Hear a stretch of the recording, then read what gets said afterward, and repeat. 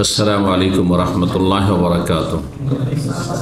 إن الحمد لله نحمده ونستعينه ونستغفره ونعوذ بالله من شرور أنفسنا ومن سيئات أعمالنا.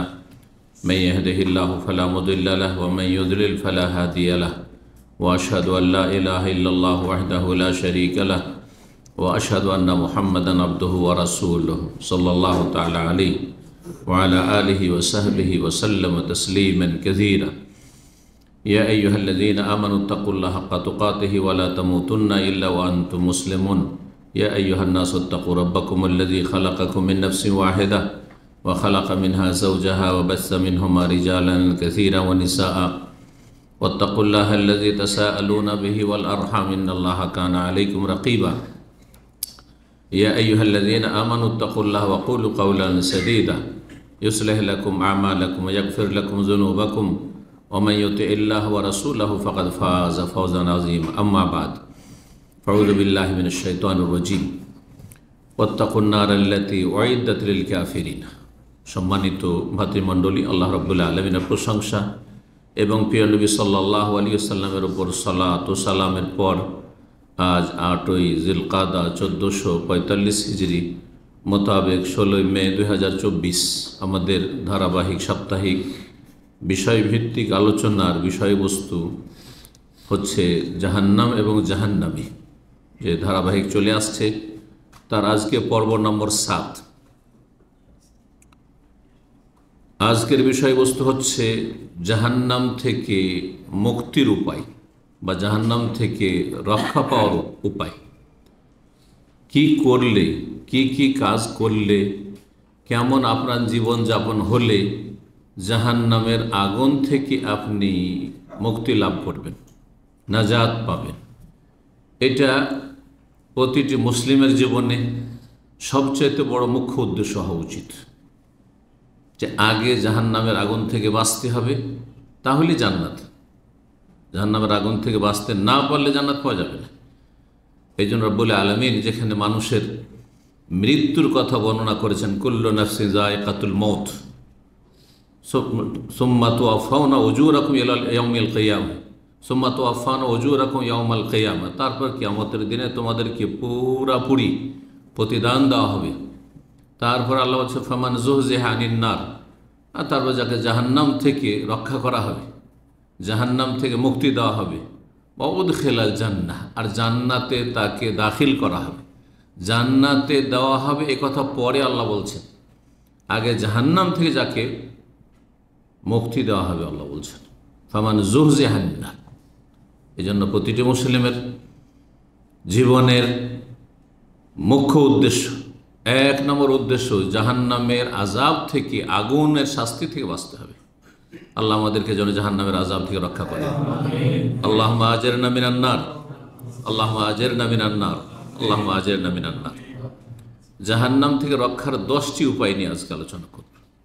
এমনিতে কোরআন এবং হাদিসের আলোকে অনেক উপায় আছে, আর এই উপায়গুলির দুটো ভাগ আছে।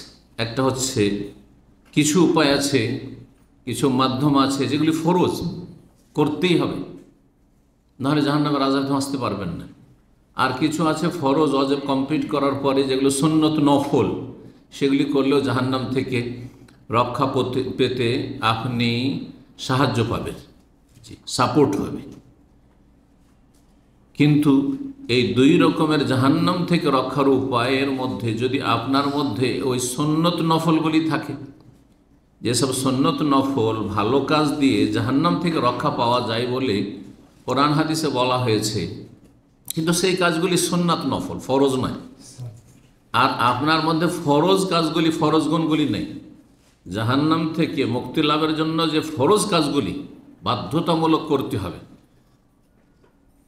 আর হারাম থেকে জাহান্নামে যাওয়ার যে কারণগুলি, সেগুলি থেকে বাঁচতে হবে। এই জন্য আগামী পর্বের আলোচনা থাকবে জাহান্নামে যাওয়ার কারণ, জাহান্নামে যাওয়ার কারণ, স্থায়ী জাহান্নামী হওয়ার কারণ আর অস্থায়ী জাহান্নামী হওয়ার কারণ। ইনশাআল্লাহ তাআলা আরও ধারাবাহিক 2-3টি আলোচনা দিয়ে কমপ্লিট হবে।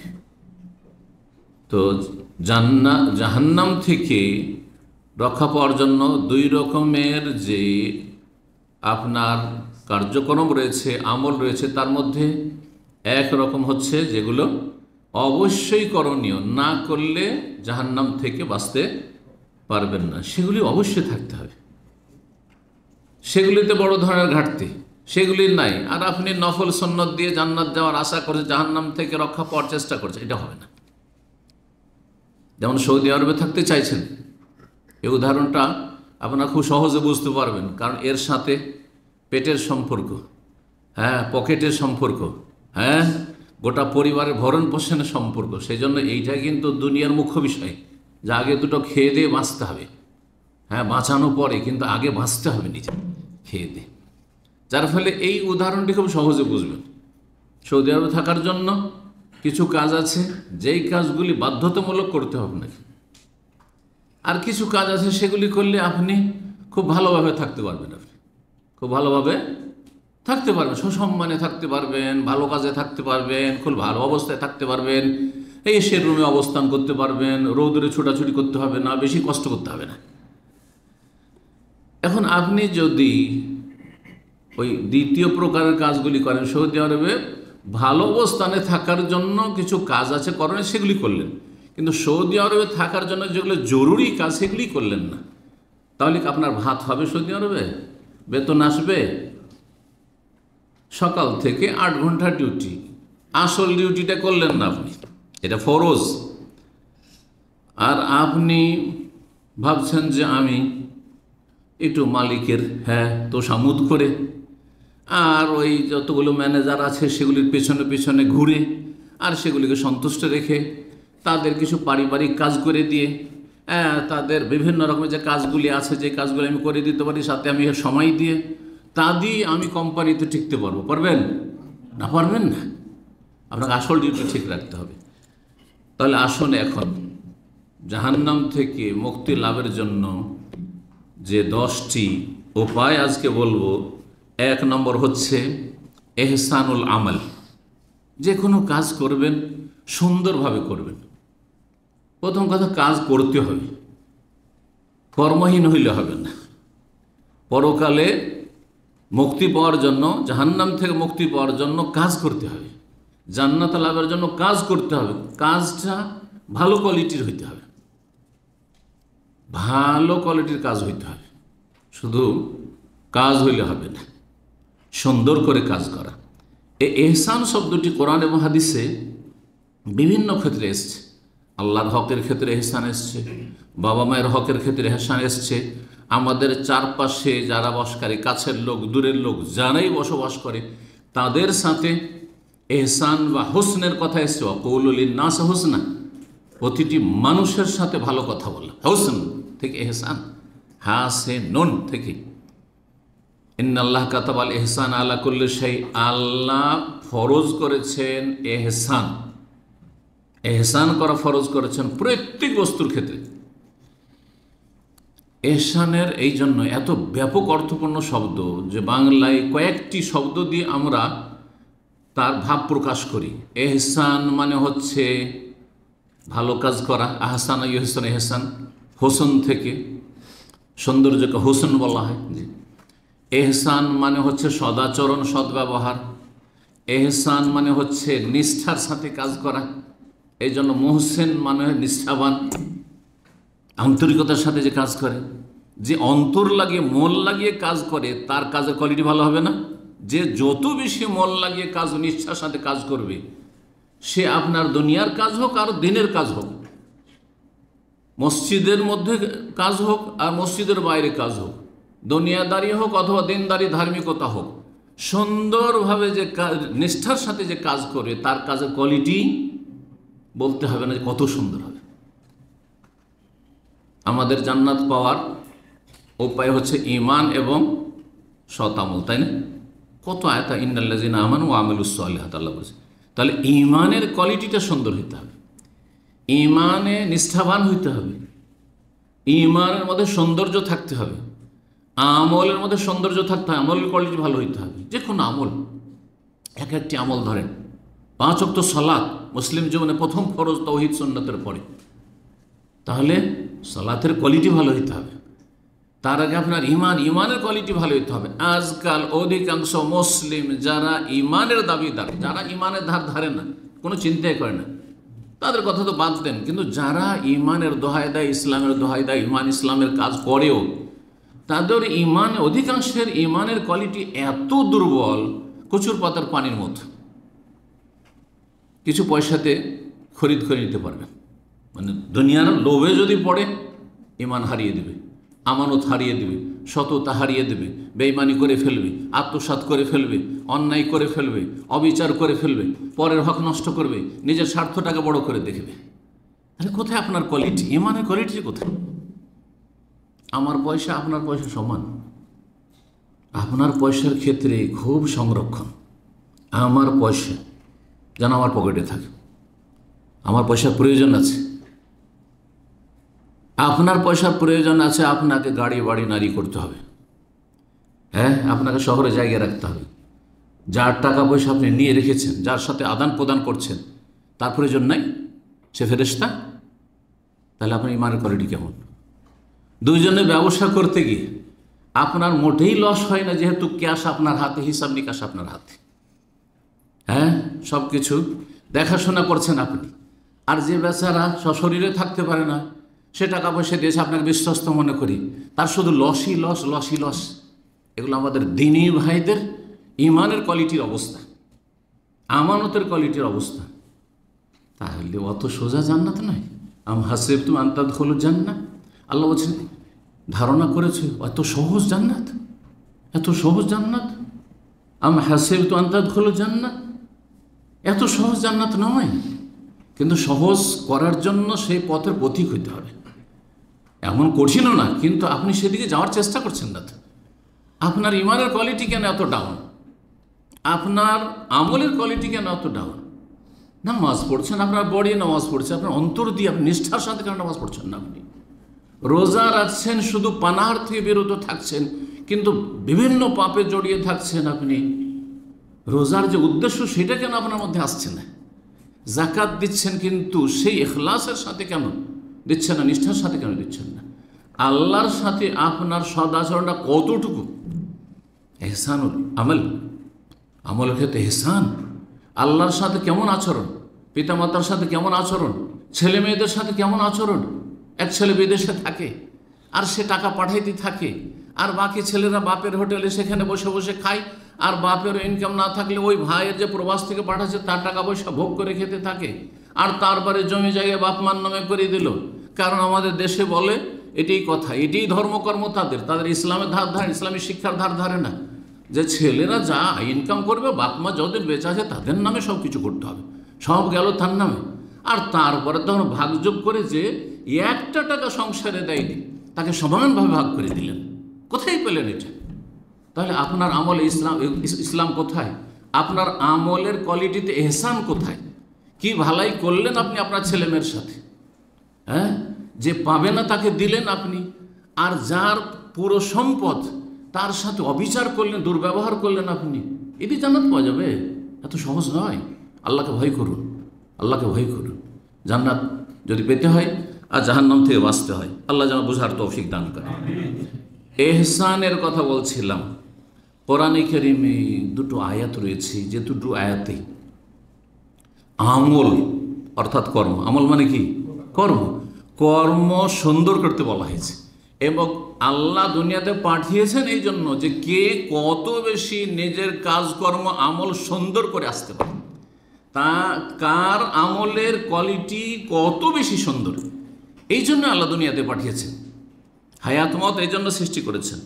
সূরা কাহফের আয়াত নম্বর 7 আল্লাহ বলছে ইন্না জাআলনা মা আলাল আরদি জিনাতাল্লাহ, ইন্না জাআলনা মা আল আরদি, ভূপৃষ্ঠে যা কিছু, এই মানে জমিনে পৃথিবীতে যা কিছু আমি সৃষ্টি করেছি, জিনাতাল্লাহ, পৃথিবীর শোভা সৌন্দর্য, হ্যাঁ, গাড়ি বাড়ি ধন সম্পদ যা কিছু জমিনে দেখছেন বিচরণ করছে, হ্যাঁ, বাগ বাগান জমি জায়গা ফসল পানি, হ্যাঁ, টাকা পয়সা রিয়াল ডলার, এগুলো জিনা, পৃথিবীর জিনাতুল হায়াতি দুনিয়া। অন্য আয়াতে বলছেন পার্থিব জীবনের শোভা সৌন্দর্য, ভূপৃষ্ঠের শোভা সৌন্দর্য। লেনাবুলু আহম, মানব জাতিকে পরীক্ষা করার জন্য। আইয়ুহুম আহসানু আমালা, কে সবচাইতে বেশি সুন্দর আমল করে আসছে, বেশি সুন্দর, বেশি পরিমাণ আমল নিয়ে আসছে। আল্লাহ বলেননি সুন্দর আমল নিয়ে কে বেশি আসতে পারছে, কার আমলের কোয়ালিটি কত সুন্দর। ইবাদত বন্দেগী থেকে শুরু করি, আখলাক আমলের ক্ষেত্রে, ব্যবসা বাণিজ্যের ক্ষেত্রে, মানুষের সাথে চলাফেরার ক্ষেত্রে, আদান প্রদানের ক্ষেত্রে, সমস্ত ক্ষেত্রে, আল্লাহর হকের ক্ষেত্রে, মানুষের হকের ক্ষেত্রে আহসান আমালা কে হইতে পারছে, কে বেশি ভালো কোয়ালিটির কাজ করে আসতে পারছে। সূরা মুলকের আয়াত নম্বর 2, তাবারাকাল্লাযী বিয়াদিহিল মুলকু ওয়া হুয়া আলা কুল্লি শাইইন কাদির, আয়াত নম্বর 1। তারপরে আল্লাযী খালাকাল মাউতা ওয়াল হায়াত, আল্লাহ সেই সত্তা যিনি মরণ এবং জীবন মানুষের সৃষ্টি করেছেন। আল্লাহ তো নাও সৃষ্টি করতে পারতেন, সেটার নামই মরণ, যে আমাদের অস্তিত্ব থাকতো না, শুধু মরণই থাকতো, মানে পৃথিবীতে কোনো মানুষ আল্লাহ পাঠাতেন না।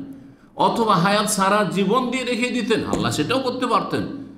যে একবারে জন্মে গেল দুনিয়া তার মরল না, সেটাও তো করতে পারতেন। কিন্তু হায়াত মত, কেন হায়াত মত, কেন আমাদের মরণ আল্লাহ রাব্বুল আলামিন বিধিবদ্ধ করেছেন? লিয়াবলুয়াকুম, তোমাদের পরীক্ষা করার জন্য। সেখানেও লিনাবলুয়াহুম, আর এখানে লিয়াবলু, তোমাদের পরীক্ষা করার জন্য। আইয়ুকুম আহসানু আমালা, তোমাদের কে বেশি সুন্দর আমল করে আসতে পারছে। আমলের কোয়ালিটিটা সুন্দর হইতে হবে। আমলের কোয়ালিটি সুন্দর করার জন্য দুটো শর্ত রয়েছে ইবাদত বন্দেগীর ক্ষেত্রে। এক হচ্ছে একমাত্র আল্লাহর জন্য সেই কাজটি করতে হবে, আল্লাহর জন্য, পীরের জন্য নয়, মাজারের জন্য নয়, হ্যাঁ, আর ওই দরগার দুর্গার জন্য নয়। মুশরিক বিজাতি হিন্দুরা বা মক্কার কাফেররা মূর্তির জন্য করত, আর মুসলিম সমাজের ভারত, বাংলাদেশ, পাকিস্তান অধিকাংশ মানুষ পীর ফকির মাজারের জন্য করে। গস কুতুবে বিশ্বাসী, এই শিরকি কুফরিতে বিশ্বাসী। জি হ্যাঁ, না, হবে না। লা ইলাহা ইল্লাল্লাহ পড়েছে, লা ইলাহা ইল্লাল্লাহকে নিখুঁত নির্ভেজাল করা, যে আল্লাহর সাথে কোনো কিছুতে কেউ শরীক নেই, আল্লাহ একক সব কিছুতেই। এই প্রথম শর্ত তাওহীদ ও ইখলাস, আর দ্বিতীয় শর্ত হচ্ছে রাসূলুল্লাহ সাল্লাল্লাহু আলাইহি ওয়াসাল্লামের তরিকে কাজটি হইতে হবে। কাজ আল্লাহর জন্য, আর কার তরিকায়? রাসূলুল্লাহ সাল্লাল্লাহু আলাইহি ওয়াসাল্লামের তরিকায়। তার তরিকার সামনে নিয়ে আসলে হবে না। আমাদের মজাবে কি আছে, আমাদের পীর মাশায়েখ বুজুর্গানিদিন কি বলছেন, আমাদের দেশের আলেম ওলামারা কি বলছেন, এটা তো সৌদি আরবের আমল, এটা আমাদের দেশের আলেম ওলামারা কি বলছেন, তারা এত বড় বড় আলেম, এই কথা বললে গেলেন আপনি ফেল। জাহান্নাম থেকে রক্ষা পাওয়া যাবে না। জাহান্নাম থেকে মুক্তি পেতে হলে এহসান থাকতে হবে, আর এহসানের জন্য দুটো শর্ত রয়েছে।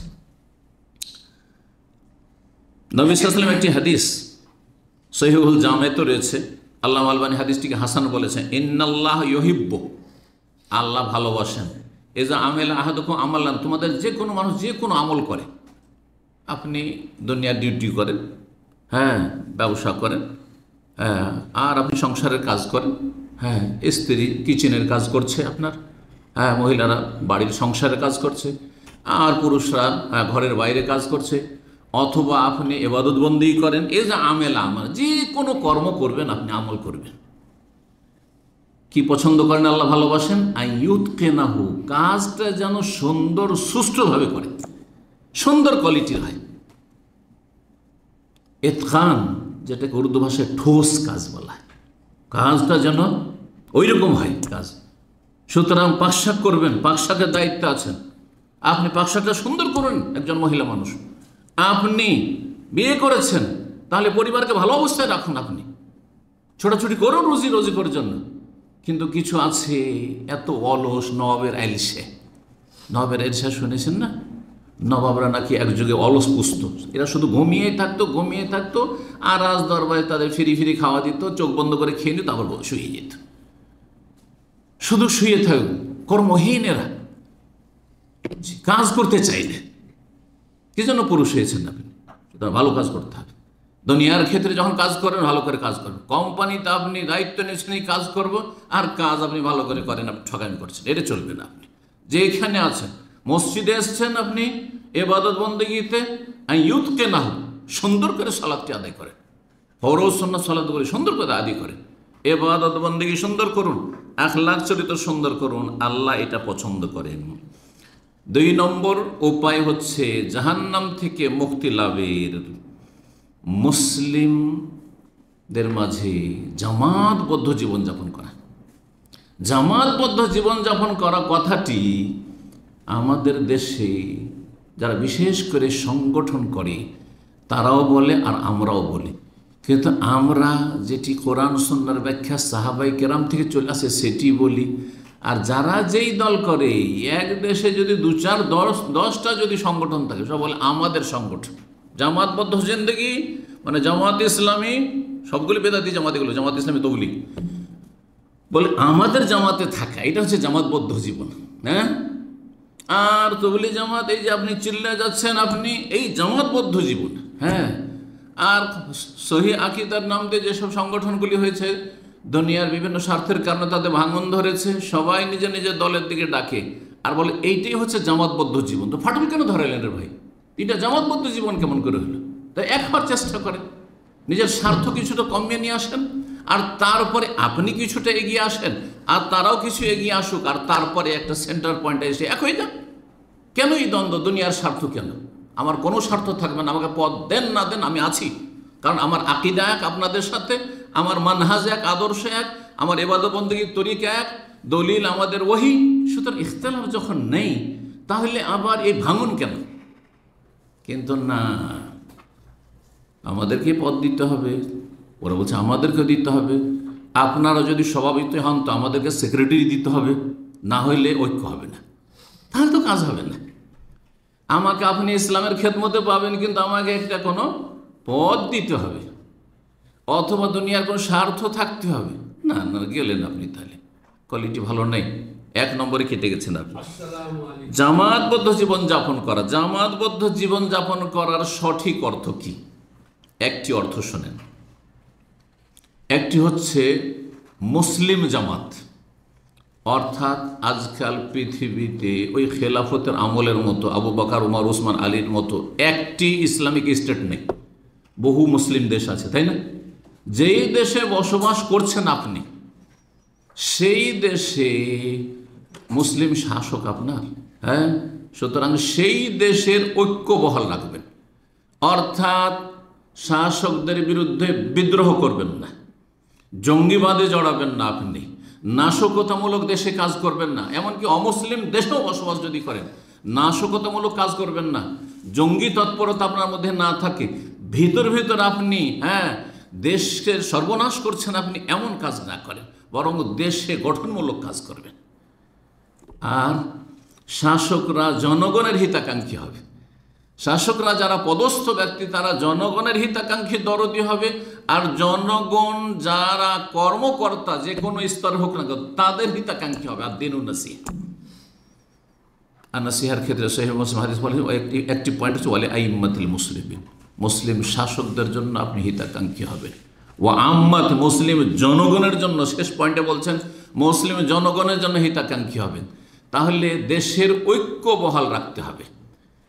কিন্তু বেদাতি ধ্যান ধারণা কি জানেন? আমাদের ঐক্য গড়ে তুলতে হবে, এই কথা বেদাতিরা বলে। জানেন আজকালকার ঐক্য হচ্ছে সরকার বিরোধী ঐক্য, সরকার পতন ঘটাইতে হবে। হ্যাঁ, সরকার এই করতে হবে, হ্যাঁ এমন মিছিল করবো, এমন বিক্ষোভ করব যে সরকার যাতে করে নতজানু হয়ে যায়, হ্যাঁ এই সরকারের পতন ঘটে। এগুলো ইসলাম শিখায় না, এগুলো ইহুদি নাসারারা শিখিয়েছে, তাদের মানবরচিত বিধানে শিখিয়েছে, তাদের এই গণতন্ত্রের কুফরি মতবাদে শিখিয়েছে। যখন এক কুফরিতে ঢুকেছেন তো এক পাক বহু পাপে ডুবিয়ে দিয়েছে মানব জাতিকে। কিন্তু ইসলামের জামাতুল মুসলিমিন, লজুম ও জামাতুল মুসলিমিন, মুসলিম জামাতের ঐক্য বহাল রাখা মানে দেশের বৃহৎ স্বার্থে শাসকদের হিতাকাঙ্ক্ষী জনগণ, জনগণের হিতাকাঙ্ক্ষী হবে শাসক।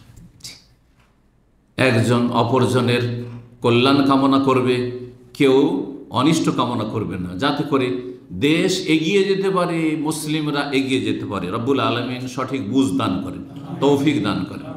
এটি হচ্ছে জামাতুল মুসলিমিন ঐক্য। আর একটি জামাতুল মুসলিমিন হচ্ছে ওই মুসলিম জামাতের ঐক্য, সেটা হচ্ছে আকীদা মানহাজের, আর সেটা দেশের বর্ডারের সাথে কোনো সম্পর্ক নেই, কোনো সম্পর্ক নেই। সারা বিশ্বের যেখানে আছে মুসলিম আর তাদের আকীদা মানহাজ আপনার সাথে মিলছে, তারাও কোরআন হাদিসের দলিল ছাড়া ইসলাম পালন করে না, মন গড়া কারো কথা ইসলাম পালন করে না। তারাও শিরক বিদআতে মুক্ত, আপনারাও শিরক বিদআতে মুক্ত। আর তাদেরও কথা হইল যে আমল কবুলের দুটো শর্ত, এক আল্লাহর জন্য হইতে হবে আর রসুলের তরিকায় হইতে হবে। আর তারা জঙ্গিবাদকেও সমর্থন করেন না, আর সুফিজমের পীর মুরিদ গুরুবাদকেও সমর্থন করে না। সব কিছুতেই এক, আকীদা আমল সব কিছুতেই যখন এক, তাহলে তাদের সাথে আমার দেখা হোক আর নাই হোক, তাদের সাথে আমাদের যোগাযোগ থাক আর না থাক, তারা আমাদের জামাতের লোক, তারা আমাদের জামাতের লোক। জি, সে নাম যাই দেন, কিন্তু তারা হচ্ছে খাঁটি মমিন মুসলিম। কেউ আহলুল হাদিস নাম দেন, না হয় সালাফি মানহাজের লোক, সালাফি জামাতের লোক বলেন, আর না হয় মোহাম্মদী জামাতের লোক বলেন, আর কোনো নামই না বলেন, বলেন যে কোরআন সুন্নাহ অনুসারী, নির্ভেজাল অনুসারী জামাত। জি, আমেরিকা তো আমাদের জামাতের লোক রয়েছে, কানাডা তো আমাদের জামাতের লোক রয়েছে, আর আমাদের জাপান আর কোরিয়া আর আপনার অস্ট্রেলিয়া, সারা পৃথিবীতে, পূর্ব পশ্চিম এশিয়া, আফ্রিকা, সারা পৃথিবীতে আমাদের জামাতের লোক রয়েছে। কথা বোঝা গেছে না? তাদের সাথে আমাদের ঐক্য থাকতে হবে, ঐক্য থাকতে হবে। হ্যাঁ, অন্তর থেকে তাদেরকে ভালোবাসি। তারা হচ্ছে সত্যিকার রাসূলুল্লাহ সাল্লাল্লাহু আলাইহি ওয়াসাল্লামের ওয়ারিসিন, উত্তরাধিকারী। সাহাবায়ে কেরামরা যে দিনের ওপর ছিলেন এবং সাহাবায়ে কেরামদেরকে যে দিনের ওপর ছেড়ে গেছেন রাসূলুল্লাহ সাল্লাল্লাহু আলাইহি ওয়াসাল্লাম, সেই দিন পালনকারী হচ্ছেন এই আমাদের এই জামাতের ভাইয়েরা, আমাদের জামাতের লোক।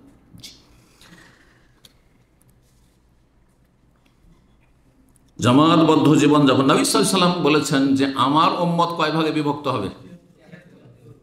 ইহুদির ৭১ ভাগে বিভক্ত হয়েছে, খ্রিস্টানরা ৭২ ভাগে বিভক্ত হয়েছে, আর আমার উম্মত ৭৩ ভাগে। তার মধ্যে জান্নাতে যাবে কয়টি? একটি, আর বাকি ৭২টি জাহান্নামে যাবে, ৭২টি জাহান্নামে যাবে। তাহলে কোন জামাত জান্নাতি, জাহান্নাম থেকে মুক্তি পাবে, ওই জামাতের অনুসারী হইতে হবে, ওই জামাতে শামিল হইতে হবে। নবী সাল্লাল্লাহু আলাইহি সাল্লামের এই হাদিস আবু দাউদে রয়েছে। মুআবিয়া বিন আবি সুফিয়ান রাদিয়াল্লাহু তাআলা আনহু বর্ণনা করেছেন সেই হাদিসটি, যে হাদিসের অর্থটি বললাম, কুল্লুহুম ফিন্নার, সবগুলি জাহান্নামে যাবে, একটি শুধু জান্নাতে, ওয়া ওয়াহিদাতুন ফিল জান্নাহ, একটি দল শুধু জান্নাতে যাবে, ওয়াহিয়াল জামাত, ও সেটি হচ্ছে জামাত, যারা জামাতবদ্ধ জীবনযাপন করে। এই জামাত রাষ্ট্রীয় ক্ষেত্রে এইভাবে জামাতবদ্ধ, আর আকীদা মানহাজের ক্ষেত্রে এইভাবে জামাতবদ্ধ। যে আকীদা মানহাজ যখন এক, তখন আমাদের মধ্যে কোনো ফাটল কেউ তৈরি করতে পারবে না। দুনিয়ার স্বার্থ যেন সেখানে কোনো রকম ঢুকে না পড়ে, আর সেই স্বার্থের কারণে আমরা ভাঙন ধরিয়ে দিচ্ছি, মসজিদে ভাঙন। এটা আহলে হাদিস মসজিদ, এটা আহলে মসজিদ। কেন আলাদা হইলো মসজিদ থেকে জুমা, কেন আলাদা হইলো? কারণ দুনিয়ার ঝগড়া নিয়ে। না না, এটা যেন না, এটা হারাম।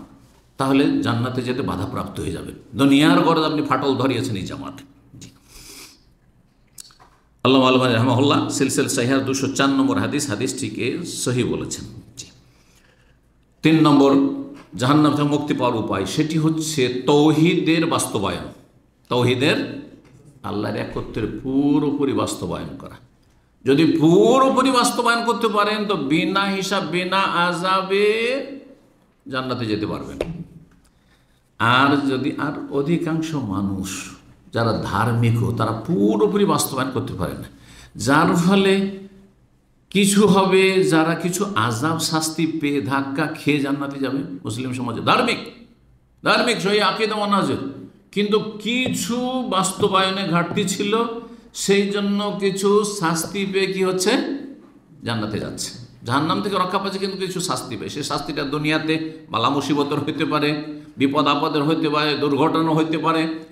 আর তারপরেও যদি কাফারা মোচন না হয়, তাহলে কবরের আযাব হইতে পারে, তারপরে ক্ষান্ত হয়ে যাবে। যদি গুনাহ মাফ, তো ক্ষান্ত হয়ে গেল কবরে কিছুদিন আযাব শাস্তি হওয়ার পরে। আর যদি তাতেও কাফারা মোচন না হয়, হাসর মাঠে কিছু শাস্তি হলো, ধাক্কা খেলো, পুলিশের হাতে কিছু শাস্তি খেলো, ধাক্কা খেলো, তাতেও যদি না হয়, তাহলে কিছুদিনের জন্য, দীর্ঘদিনের জন্য জাহান্নামে যাবে। এইভাবে।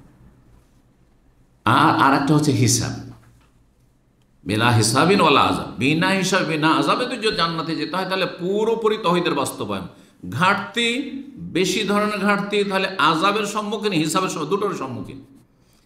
আর যদি দেখা যায় অল্প স্বল্প ঘাটতি আছে তৌহিদে, তৌহিদ মানে বড় শিরক নাই, কিন্তু বড় শিরক নেই, হ্যাঁ, কিন্তু তৌহিদে কিছুটা ঘাটতি আছে, কিন্তু এত ঘাটতি নেই যে আযাবের সম্মুখীন হবে। আযাবও আল্লাহ দেননি, কারণ দৈনিক মাফ হয়ে গেছে, এত ভালো আমল করেছে যে দৈনিক মাফ হয়ে গেছে, ছোটোখাটো সাগীরা গুনাহ হয়েছে, দৈনিক মাফ হয়ে গেছে, তাহলে হিসাবের সম্মুখীন হবে, হিসাবের সম্মুখীন হবে। তাহলে এক শ্রেণীর লোক হিসাব আযাব দুটোই হইল আর জান্নাত গেল, আর এক শ্রেণীর জান্নাতি যারা জান্নাত থেকে বাঁচলো তারা হয়তো আযাবের সম্মুখীন হইল না, কিন্তু হিসাবের সম্মুখীন হইল, হিসাব নিকাশ, তুমি এরকম করেছো, তুমি এরকম করেছো, তুমি এরকম করেছো, আল্লাহ হিসাব নেবেন।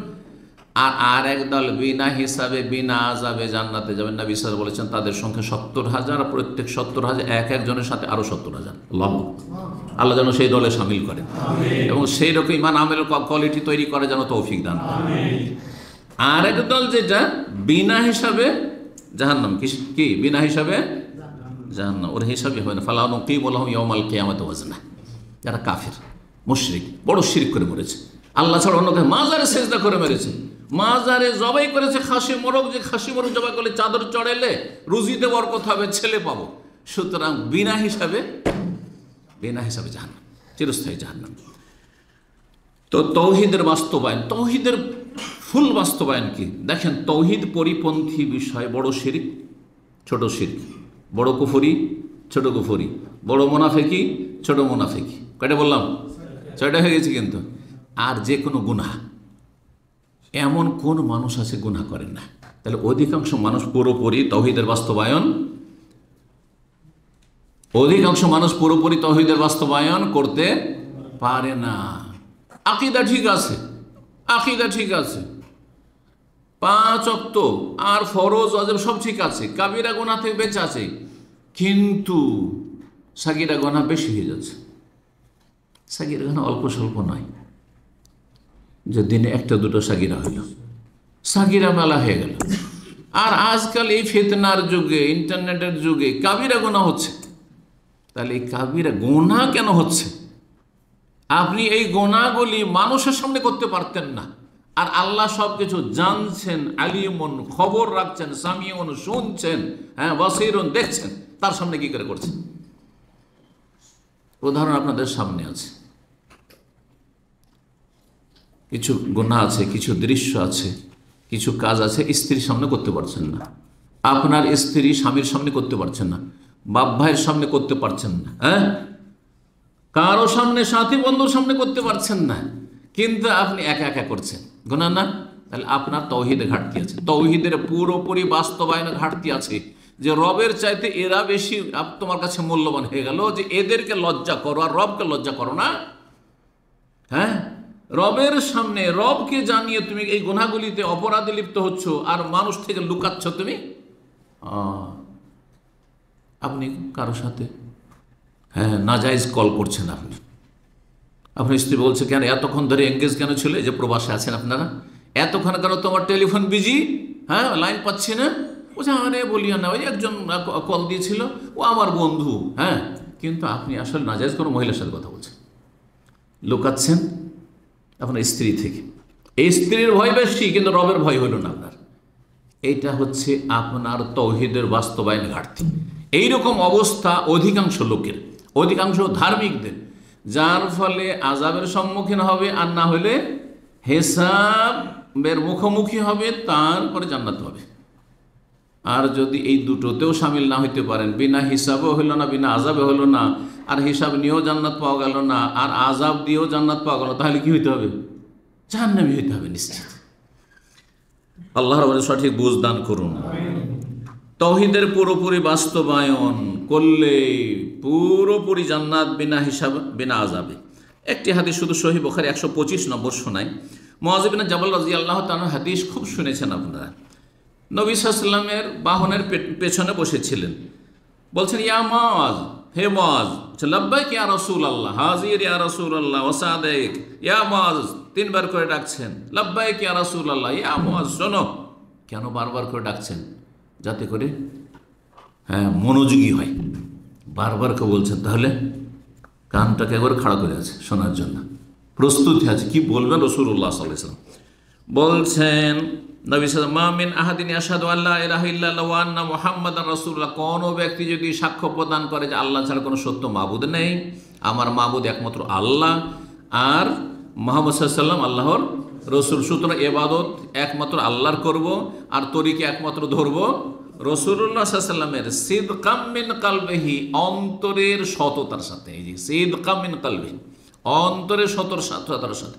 যেই ব্যক্তির মধ্যে অন্তরের সততা থাকবে পূর্ণ মাত্রায়, সেই ব্যক্তি পাপে লিপ্ত হবে না। হ্যাঁ, যেমনই পাপের দিকে শয়তান মনটা নিয়ে যাবে, সাথে সাথে সে থমকে দাঁড়াবে, সাথে সাথে থেমে যাবে। ইল্লা হারামাহুল্লাহ, তাকে আল্লাহ জাহান্নামের ওপর হারাম করেছেন। কালো ইয়া রাসূলুল্লাহ, কালে ইয়া রাসূলুল্লাহ, মুআজ বলছে হে আল্লাহ রাসূল, আফালা উখবিরু বিহিন নাস ফায়াস্তাবশিরু, তাহলে মানুষকে জানিয়ে দিই। হ্যাঁ, মদিনার অলিতে গলিতে গিয়ে সবাইকে জানিয়ে দিই, তারা খুশি হবে এই সুসংবাদটি পেয়ে, যে যদি তৌহিদের বাস্তবায়ন করতে পারি আর রসুলের তরিকায় চলতে পারি পুরোপুরি অন্তরা সততার সাথে, তাহলে জাহান্নাম হারাম। কালা, নবী সাল্লাল্লাহু আলাইহি ওয়াসাল্লাম বললেন যে না, এখন বলিও না, কারণ যদি এখন শুনে নাই তাহলে কি এজান ইয়াত্তাকিলু, এই ফজিলতের ওপর ভরসা করে কর্মে ঢিলা হয়ে যাবে, আমলে যে তৎপর হয়েছিল আমলে কি হয়ে যাবে, অলস হয়ে যাবে। কিন্তু মুআজ রাদিয়াল্লাহু আনহু হাদিস তো লুকিয়ে রাখতে পারছেন না, যেন ইন্তেকালের পূর্ব মুহূর্তে গুনাহ থেকে বাঁচার জন্য ইলম লুকানোর, গোপন করার কবিরা গুনাহ যে রয়েছে, আল্লাহ সূরা বাকারা বলেছেন কি আয়াতে, সেই গুনাহ থেকে বাঁচার জন্য জানিয়ে দিয়েছেন নবী সাল্লাল্লাহু আলাইহি ওয়াসাল্লাম এই কথা বলেছেন। কিন্তু এই কথা যারা ইমানদার ধার্মিক এই হাদিস শোনাবেন, কিন্তু ফাসেক ফাজের, যার পাঁচ ওয়াক্ত সালাতই ঠিক নেই, হ্যাঁ, যার ফরজ রোজাই ঠিক নেই, যার যে ঠিক করে জাকাত দেয় না, যে বিভিন্ন গুনাহে জড়িয়ে আছে, তাকে যদি এই হাদিসগুলি শোনান, তার সাথে শাস্তিরও হাদিস শোনাইতে হবে, শাস্তিরও হাদিস শোনাই, ব্যালেন্সটা তাহলে ঠিক থাকবে। হ্যাঁ, যেমন কোরআন হাদিসে আল্লাহর পুরস্কারের কথা, নিয়ামতের কথা আছে, তেমন আযাব শাস্তির কথা আছে। দুটো হচ্ছে ডানা, এই দুটো ডানা যদি ঠিকভাবে না থাকে তো পাখি উড়তে পারে না। ওই রকমই আল্লাহর কাছে আশাবাদীও হইতে হবে রহমতের, আর আল্লাহর ভয়ও অন্তরে থাকতে হবে। ভয় বেশি হয়ে গেলে নিরাশ হয়ে যাবেন, আত্মহত্যা করে ফেলবেন, যে বেঁচে লাভ কি, জাহান্নামে যেতে হবে, হ্যাঁ, আমার জীবনটাই বেকার হয়ে গেল, আল্লাহ মাফ করবেন না। না, আল্লাহ মাফ করবেন, যত গুনাহ হয়ে গেছে অতীতে আল্লাহ মাফ করবেন, আশা করতে হবে। রব্বুল আলামিন আমাদেরকে যেন তৌহিদের পুরোপুরি বাস্তবায়নে তৌফিক দান করেন। 4 নম্বর, জাহান্নামের আযাব থেকে রক্ষা পাওয়ার উপায় হচ্ছে পুরোপুরি শিরক মুক্ত হইতে হবে, পুরোপুরি শিরক মুক্ত হইতে হবে। ইতিবাচকটা বললাম তৌহিদের বাস্তবায়ন, আর নেতিবাচক হচ্ছে, আর কালেমা তাইয়্যিবাতে দুটোই আছে, পজিটিভ আছে আর নেগেটিভ আছে। আগে নেগেটিভ না আগে পজিটিভ? লা ইলাহা আগে আছে, তারপরে ইল্লাল্লাহ। লা ইলাহা এসব নেই, দরগা দুর্গা নেই, গাছের পূজা নেই, সূর্য চন্দ্রের পূজা নেই, তারকার পূজা নেই, সৃষ্টির পূজা নেই, হ্যাঁ, জীবিত মৃতের পূজা নেই, কেউ দিতে পারে না, কেউ সৃষ্টিকর্তার নাই, সুতরাং কেউ হায়াত মতের মালিক না, কেউ ভালো মন্দের মালিক না। জি, লা ইলাহা ইল্লাল্লাহ। জি, আগে ক্লিন করতে হয়, আগে পরিষ্কার করতে হয়, তারপরে সাজাইতে হয়, পরিষ্কার করতে হয়, তারপরে সাজাতে হয়। এই যে ক্লাসরুমটাকে সাজানো হয়েছে, হ্যাঁ, চেয়ার টেবিল দিয়ে, তো যদি ময়লা আবর্জনা পড়েই থাকতো, পড়ে আছে, ক্লিনটা পরে করবো। ক্লিনার যদি বলতো ক্লিন পরে করবো, আগে চেয়ারগুলো বিছিয়ে নিয়ে, টেবিলটা সাজিয়ে নিয়ে, আর এই ক্যামেরা ট্যামেরা সব লাগিয়ে নিই, তারপরে ক্লিন করব। তো ওকে বলতে যে জ্ঞানী না বোকা বলতেন? হ্যাঁ, আগে ক্লিন করতে হবে, আগে এই মগজকে দরগা দুর্গা মুক্ত করতে হবে, জিলানি আর চিস্তি মুক্ত করতে হবে, খাজা মুক্ত করতে হবে, শাহজালাল শাহপুরান মুক্ত করতে হবে। বোঝা গেছে? যেমন আপনি মূর্তি থেকে মুক্ত করে, মূর্তি পূজা থেকে, তেমন আপনাকে এই দরগা পূজা, পীর পূজা থেকে মুক্ত করতে হবে, অন্ধভক্তি থেকে মুক্ত করতে হবে, বেদাত থেকে মুক্ত করতে হবে। এগুলো হচ্ছে ক্লিন করা। আর তারপরে তখন সাজাবেন তৌহিদ সুন্নত দিয়ে, তখন আপনার মগজকে সাজাবেন আপনি। জি, তো শিরক মুক্ত হলে যে আল্লাহ জান্নাত অবধারিত করবেন এবং জাহান্নাম হারাম করবেন, এই মর্মে আয়াত শুনে আপনাদেরকে সূরা মায়েদার আয়াত নম্বর 72 থেকে 74 আল্লাহ বলছেন, লাকাদ কাফারাল্লাযীনা ক্বালু ইন্নাল্লাহাল মাসীহু ইবনু মারইয়াম। ওরা কাফের হয়ে গেছে যারা বলেছে যে আল্লাহ হচ্ছেন মারিয়াম পুত্র মাসিহ, মানে আল্লাহর ক্ষমতা, হ্যাঁ, ঈসার মধ্যে আল্লাহর পুত্র, মানে আল্লাহর ক্ষমতা। খ্রিস্টানদেরকে আল্লাহ কাফের বলে আখ্যায়িত করেছেন। অনেকে খ্রিস্টানদেরকে কাফের বলতেছে, ওরা আহলে কিতাব, ওরা কাফের না, ওই হিন্দু বুদ্ধিস্ট ওরা কাফের, আর ইহুদি খ্রিস্টান কাফের না। এরকম কিছু জেনারেল শিক্ষিত মুসলিম আছে, তাদের ঈমান ভঙ্গ করবে যদি এই আকীদা রাখে। কেউ যদি মনে করে যে ইহুদি খ্রিস্টান কাফের নয়, তাহলে সেই ব্যক্তি মুসলিম হতে পারেনি, তাকে ঈমানের নবায়ন করতে হবে ইসলাম শিখে। জি, কালেমা তাইয়্যিবাতে দুটো পার্ট আছে। যদি তৌহিদ, প্রথম কথা তৌহিদ নেই, তাদের একত্ব নেই, তৃতীয়বাদে বিশ্বাসী, আল্লাহর পুত্র সাব্যস্ত করেছে। আর তারপরে যদি বলেন যে তৌহিদ ঠিক আছে, লা ইলাহা ঠিক আছে, মোহাম্মদ রসুল কোথায় গেলেন? মোহাম্মদ সাল্লাল্লাহু আলাইহি ওয়াসাল্লামকে রসুল মানে ইহুদি খ্রিস্টান না, বলে যে ওটা আরবদের রসুল, আমাদের না, উম্মিদের রসুল, রসুলুল উম্মি। তাহলে সেখানেও ফেল। তাহলে কি করে আপনি বলছেন তাদের কাফের বলা যাবে না? যেখানে ইসলামের একটা বিধান, কেউ যদি কোরবানি অস্বীকার করে সে মুসলিম না, কোরবানি নেই, অথচ সুন্নাতে মুআক্কাদা কোরবানি। হজ অস্বীকার করে কাফের। ওমরা, অধিকাংশ ওলামারা বলছেন যে ওয়াজিব নয়, সুন্নাতে মুআক্কাদা, জীবনে একবারও উমরা। হজ শুধু ফরজ, তারপর কেউ উমরা অস্বীকার, আমি হজ মানি কিন্তু উমরা মানি না, তো কাফের হয়ে গেল। তাহলে এমন সুস্পষ্ট সুন্নাতও কিছু আছে, সব সুন্নাত অস্বীকার করলে কাফের হয় না, কিন্তু কিছু সুস্পষ্ট সাব্যস্ত সুন্নাত, স্বীকৃত সুন্নাত আছে, আর প্রকাশ্য সুন্নাত আছে, যেগুলি স্বীকার করলে কাফের হয়ে যায়। তাহলে কেউ যদি মুহাম্মদ রাসূলুল্লাহকে অস্বীকার করে ইহুদি খ্রিস্টান, তারপরে বলবে যে না না না তাদের কাফের বলা যায় না। এর চাইতে মারাত্মক অবস্থা হচ্ছে আমাদের দেশীয় ধর্মের অবস্থা। সেটা কাফেরকে কাফের বলতে নেই। ছোটদের শুনেছেন না, কাফেরকে কাফের বলতে নেই। যে বলবে কাফেরকে কাফের বলতে নেই, ও মূর্খকে জিজ্ঞাসা করে তাহলে মুসলিম বলতে হবে। কারণ আল্লাহ দুই ভাগে ভাগ, মিনকুম কাফিরুন ওয়া মিনকুম মুমিন। আল্লাহ বলছেন মানুষ তোমাদেরকে সৃষ্টি করেছি, আর তোমরা দুই ভাগে ভাগ হয়ে গেছো, কেউ কাফের হয়েছে, কেউ মুমিন। তো যদি কাউকে কাফের বলতে নেই তাহলে মুসলিম বলেন। হ্যাঁ, আর সেটাই আপনার বিশ্বাস, তাহলে আপনি নিজেই কাফের, তাহলে মুসলিম হলেন না আপনি। কত অজ্ঞতা তাহলে কাজ করছে মুসলিম সমাজ আমাদের। তো আল্লাহ বলছেন যে ওয়াকাল আল মাসিহ, অথচ মসিহ ঈসা আলাইহিস সালাম বলেছেন ইয়া বানি ইসরাইল, হে ইসরাইলের বংশধর, ইয়াকুব আলাইহিস সালামের বংশধর, শোনো, উবুদুল্লাহ রব্বি ওয়া রাব্বাকুম, তোমরা এক আল্লাহর ইবাদত করো, যিনি আমার রব তোমাদের রব। আমি তার পুত্র না, সন্তান না, আর আমি তার পার্টনার শরীকও না, বরং আমি তার বান্দা, আমার রব তিনি। ইন্নাহু মাইয়ুশরিক বিল্লাহি ফাকাদ হারামাল্লাহু আলাইহিল জান্নাহ, শোনো, যে আল্লাহর সাথে শরীক স্থাপন করবে তার জন্য জান্নাতকে আল্লাহ হারাম করেছেন। আর কি, ওয়া মাওয়াহুন নার, জাহান্নাম হচ্ছে তার বাসস্থান।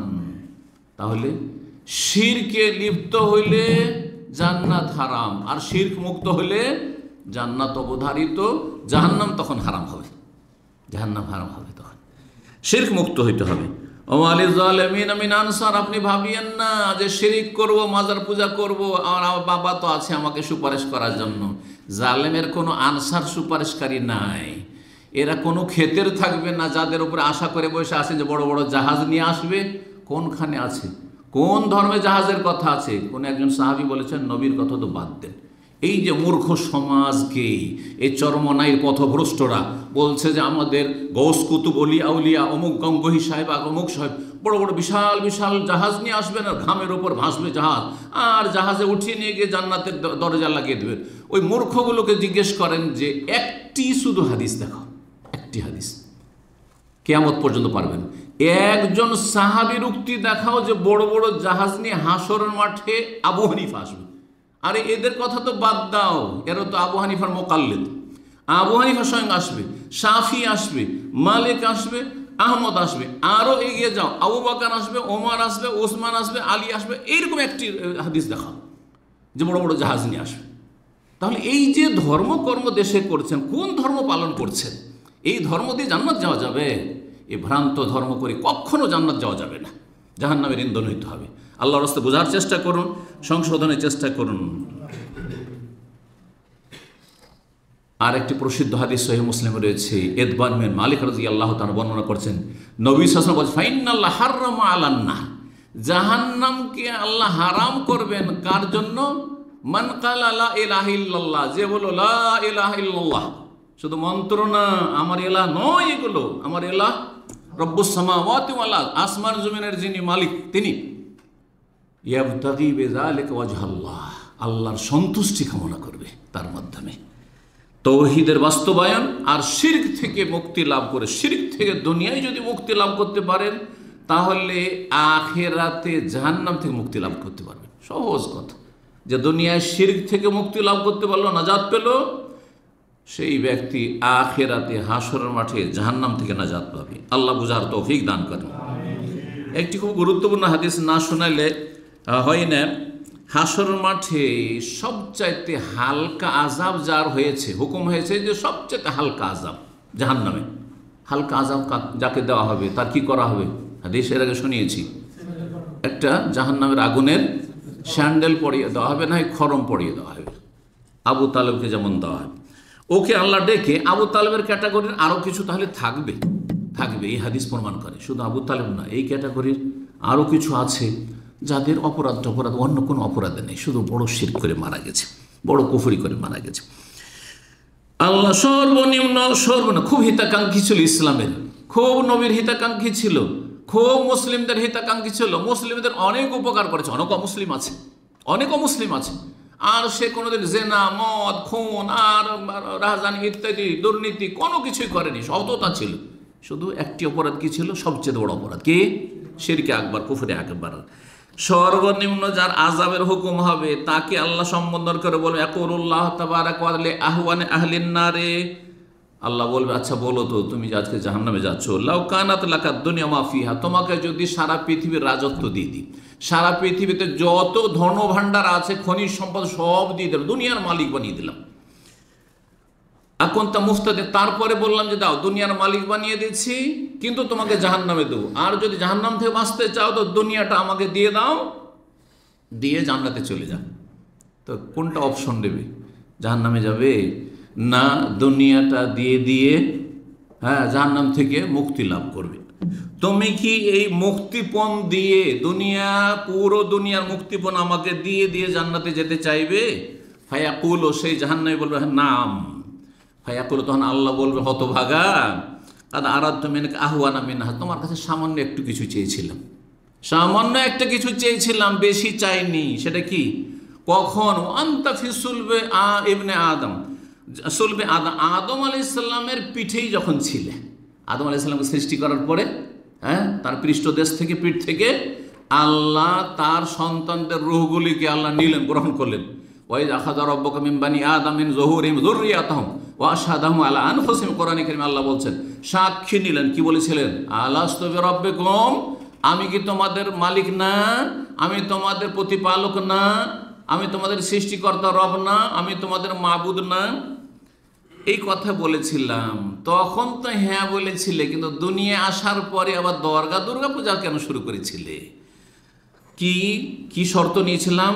যে আল্লাহ তুশরিকা ওয়ালা উদখিলুকান নার, যদি শিরক না করো তাহলে জাহান্নামে কখনো দেব না। ফা আবাইতা ইল্লা শিরক, দুনিয়া আসার পরে শিরিক করা শুরু করলে, দুনিয়া এসে শিরিক করলে। আরে শুধু বলেছিলাম শিরকটা করিও না, আমার প্রতি বিশ্বাসী হই। আল্লাহ তুমি আমার মালিক, আল্লাহ তোমাকে আমি বিশ্বাস করি, আল্লাহ তুমি আমার মাবুদ, আল্লাহ তুমি আমার সৃষ্টিকর্তা, আমার হায়াত মতের সব কিছুর মালিক তুমি দাতা, দুনিয়ার কেউ দিতে পারে না।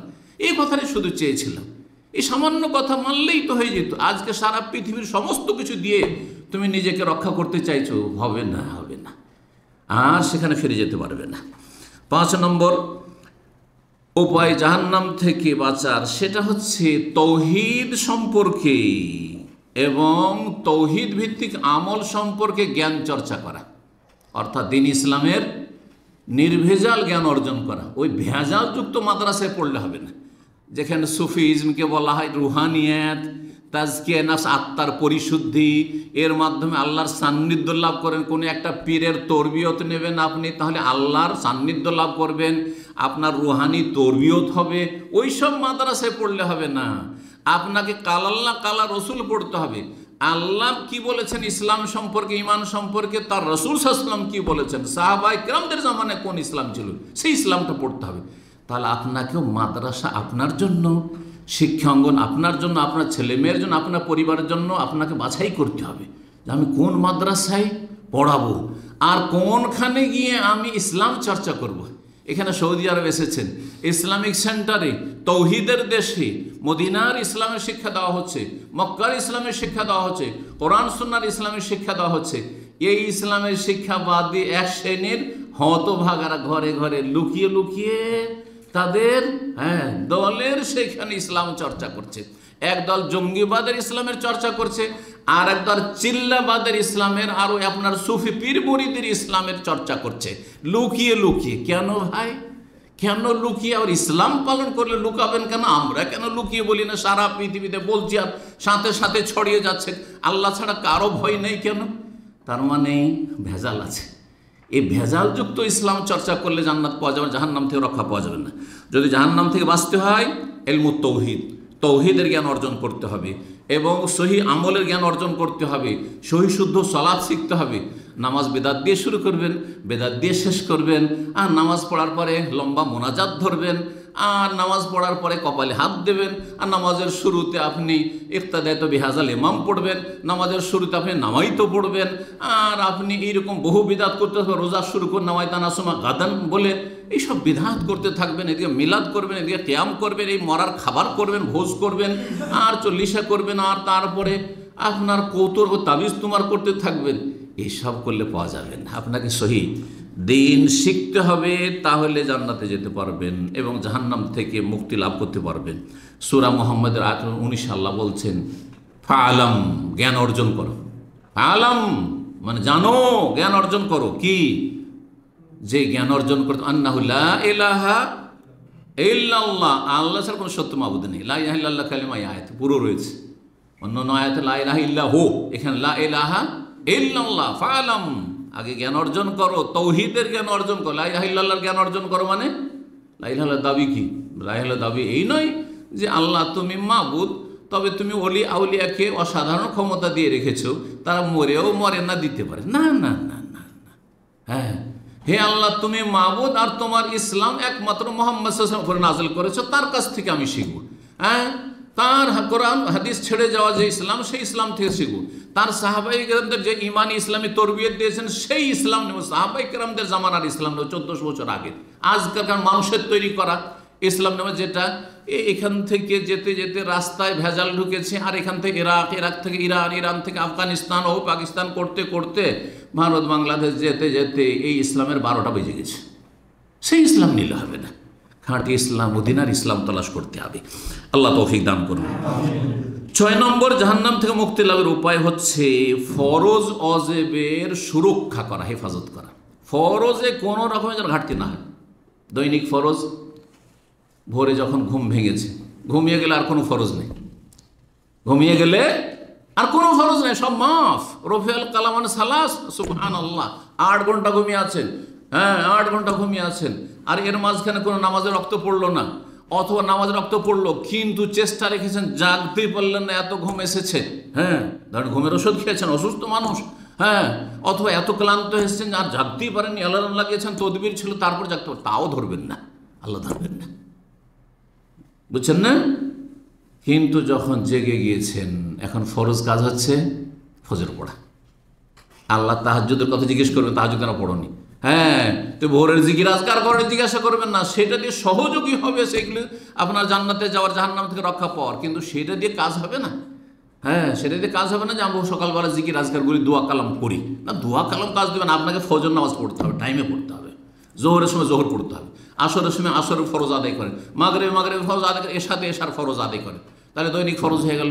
রমজান মাস আসলে রমজান মাসে সিয়ামের ফরজ আদায় করেন, পয়সা হয়েছে জাকাতের ফরজ আদায় করেন, অসুর যদি হয়তো যখন ফসল উঠে আসছে তখন আদায় করেন। এইভাবে হজ ফরজ হয়েছে 18 বছর বয়সে, আরে এখন হজ করে নাকি? সারা জীবন পড়ে আছে, কত পাপ টাপ হবে, আর তারপরে এখন বিয়ে শাদী করিনি। হ্যাঁ, না না না না, তাহলে আমাদের দেশীয় ধ্যান ধারণা হচ্ছে যে হজটা কখন? দুনিয়ার সমস্ত পাপ টাপ করে নিয়ে পুত পবিত্র হওয়ার জন্য শেষখানে যাব, কবরে নামার আগে, কবরে নামার আগে হজে যাব, আর তার আগে সব সেরে যেতে হবে। চাকরি থাকলে রিটায়ার হইতে হবে, যদি ছেলে মেয়ে থাকে সবগুলি বিয়ে শাদী দিতে হবে। মেয়ের বিয়ে হয়নি, কত লোককে আমাদের দেশে বলেছি যে চলেন হজটা করেন, এখন তো মেয়েরই বিয়ে পড়ে আছে, একটা ফরজ আদায় করবো তারপর যাবো, এইটাই নাকি ফরজ। মূর্খ, কথা বুঝতে পেরেছেন? দিন সম্পর্কে সঠিক জ্ঞান নেই, কোথা থেকে জান্নাতে যাবে? যে জ্ঞান নেই তখন ভুল করছে। 60 বছর 70 বছর বয়সে আসছে আর চলতে পারে না, কোঁ করছে, আর সব ঠিক করে আদায়ও করতে পারে না, আর ভুলেরও শেষ নেই, দেমাগ কাজ করে না, কারণ সে বেকার হয়ে গেছে, সত্য, আর অসার হয়ে গেছে। যখন সার ছিল তখন আসেনি। না না, অবশ্যই গুনাহগার। ফরজ অজবে কোনো রকমের ঘাটতি করা যাবে না। আর কাবিরা গোনাহ থেকে পুরোপুরি বাঁচতে হবে, নেগেটিভ পজিটিভ। কাবিরা গোনাহ থেকে বাঁচতে হবে যেটি 70-এর অধিক রয়েছে। আর ফরজ অজেবগুলি আদায় করতে হবে। ফরজ অজেব শুধু এই পাঁচটা ফরজ, শুধু মহিলাদের পর্দা ফরজ নয়। এখন মহিলা ধরেন মাথা ঢাকে না, হ্যাঁ, মহিলা চেহারা ঢাকে না, চেহারাতে না একটু ইখতলাফ আছে, মাথায় কোনো ইখতলাফ আছে? হানফি, শাফি, মালিকি, হাম্বলি সবাই বলছে যে মাথা ঢাকা ফরজ। এখন সৌদি আরব আসলে মাথা ঢাকা কেন? ওরে বাপরে বাপ, কালো বোরখা দিয়ে এমন ঢেকে নিল যে সৌদি আরবের মহিলারাও ফেল হইত। কিন্তু যেমনই দেশে গিয়ে নামলো তখন সব খুলে দিল, সব খুলে দিল। আর ইউরোপ আমেরিকা যেতে পারলে তো বলতে হবে না, তখন খুলে স্কার্ট পরে নিল। কথা বুঝতে পেরেছেন কি অবস্থা? তাহলে জান্নাত পাওয়া যাবে না, জাহান্নাম থেকে বাঁচতে পারবেন না। হ্যাঁ, স্বামীর হক আদায় করা ফরজ নয়, স্ত্রীর হক আদায় করা ফরজ নয়, ছেলে মেয়েদের হক আদায় করা ফরজ নয়, যে দায় দায়িত্বগুলি রয়েছে ছেলেদের সাথে সুবিচার করা ফরজ নয়, ইনসাফ করা ফরজ নয়, বাপ মায়ের যথাযথ হক আদায় করা ফরজ নয়, সব ফরজ। তাহলে আপনি 5টা ফরজ আদায় করলেন, আর শত শত আরও ফরজ আছে সেগুলি আদায় করছেন। আপনাকে জানতে হবে কোনটা আমার ফরজ। বাপ মায়ের ক্ষেত্রে কতটুকু আমার ফরজ, ছেলে মেয়ের ক্ষেত্রে কতটুকু আমার ফরজ, আর তারপর স্ত্রীর ক্ষেত্রে কতটুকু আমার ফরজ আর বাকিটা নফল, স্বামীর ক্ষেত্রে কতটা ফরজ আর বাকিটা নফল, এসব জানতে হবে। তাহলে হ্যাঁ, সবগুলিকে ফরজ বানিয়ে দিলে হবে না, আর সবগুলিকে নফল বানিয়ে দিলে হবে না। ধরেন অনেক মহিলারা আছে পাক শাকও করবেন না, ডিউটি থেকে আসবে দুজন মিলে পাক করবো। জানেন না, জানেন না, আজকাল খুব শুরু হয়েছে। হ্যাঁ, অনেক মহিলা গর্ব করে বলে, শুনতে পায়, হায়া হয়ে শুনতে পায়, যে যখন আসে অফিস থেকে তখন একসাথে দুজন পাক করি। আরে ভাই, পাক করা তোমার উপর ফরজ, তোমার উপর ফরজ, তুমি মহিলা, তোমার উপর ফরজ। আর এই যে খাবারগুলো, এই তরি তরকারি আর এই চাউলটা এনে দেওয়া তোমার স্বামীর উপর ফরজ।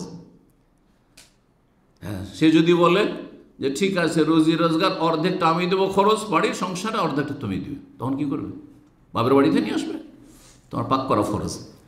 কিন্তু যদি বলেন যে যেমন পাক করা ফরজ তেমন প্রতিদিন হাত পা টিপে দেওয়া ফরজ, না ফরজ নয়। প্রতিদিন হাত পা টিপে দিতে ফরজ নাই, ক্লান্ত হয়ে আছে, অসুস্থ হয়েছে, সেটা ভিন্ন বিষয়। বুঝতে পারছেন না? পারছেন না?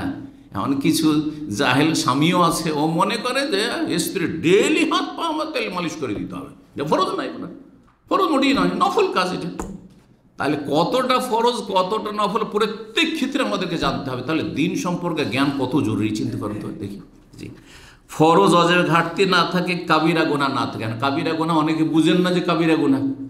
হ্যাঁ, বন্ধকের জমি রেখে ফসল খাচ্ছেন, কাবিরা কেন? গুনাহই মনে করেন না, ওইটাই সাগিরাও মনে করেন না, অথচ কাবিরা ধ্বংসাত্মক গুনাহ। বুঝতে পারছেন?